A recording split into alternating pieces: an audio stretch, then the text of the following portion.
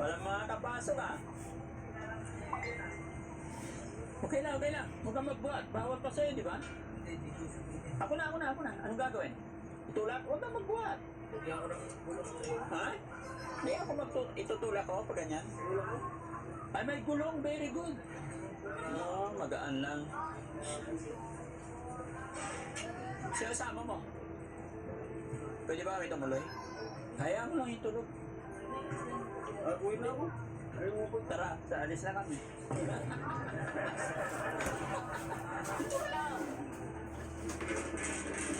Yung mga kababayan, mga kabarangay, siya po yung kasamahan ni Daddy Frankie. Nagcha-charity vlogger din po siya. So, nagkaroon siya ng kaunting problema. Kaya dinalaw ng team Daddy Frankie. At kumustahin natin, syempre, baka sabihin niya nakalimutan na natin siya eh. Si Jessie. Basta bro. Oo. Dito. Alam ko kung ano yung tumawag ka, papadilig. Bakit? Kasi, Ano ba nangyari? index. Okay lang, malayo sa utak. Pero, parang maliit naman. Pero yung sa loob, masakit. Saan nakuha? Alam mo, sabi ng doktor, pwedeng may bumara, pwedeng nakakain ako, nagbiyahe ako bigla. Oo. Napansin. Usually, ganun ang sinasabi, no? Yung, dito ba, Jess? Yung busog. Busog tapos biyahe agad. Busog, nagbubuhat ng mabigat.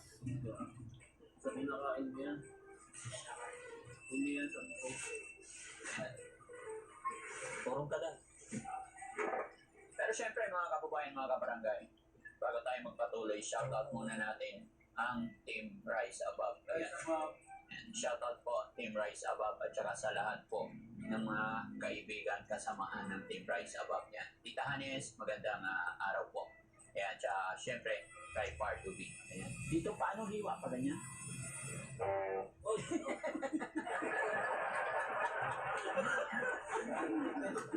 Alam mo naman, matutog. Salbahe ka. Pagpatay ka na naman eh. Oo, ingat. Tek-tek yun. Oo. Ilan taon ako si Charlie? 56 siya. Okay. Ikaw? 50 plus. Mag-ingat ka. Ingatan mo sarili mo. Ingat ka lagi. Kakalit. Ingat ka. Kailangan ka na eh. Cesarean. Cesarean. Kaya ako, ingat na ingat ako. Hirap na hirap kami, tagal namin hinanap to.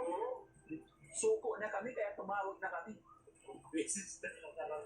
Suko na kami kakahanap. Ano oras kami umalis sa bahay? Alas 11. Oh, Oh, alas 12. Sige, alas 12. Ano? Nag-lunch na kami. Alas 12. Suko na kami, hindi na kayo mahanap. Kaya tumawag na kami. Pero ano eh, babalik ka pa ng doktor? sa Biyernes. Paano yan? Hindi ka nakakabiyahe. Sigurado kasi hindi sa akin. Sabi isang buwan ka lang pala tayo na. So, pakaramdam ko parang makaibigan kasi parang Wag. Wag. Mas maganda bro. Sundin mo na yung 1 month. Bakit ka mo? O pilitin mo 15 days or 20 days, babiyahe ka na. Paano kung nabinat ka? Diba? Ang una niya, yung ibabaw niya, Magaling na. pero yung ilalim mo, yun ang Oo. Kaya pinaka-the best dyan, naintindihan kita, alam ko, iniisip mo yung income para sa pamilya.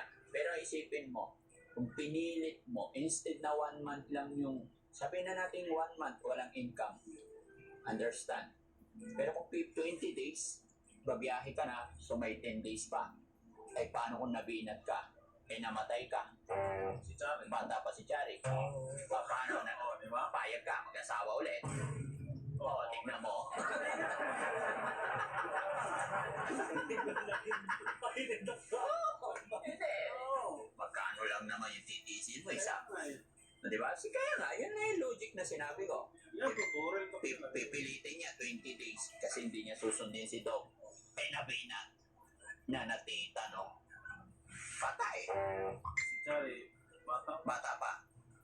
Kawawa. Manunood na lang siya, siyempre. So, di ba?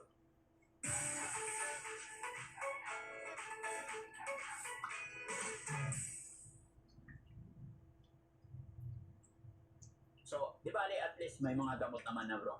Meron Mayroon, kompleto naman. dalawang klaseng ganito. Dalawa lang naman.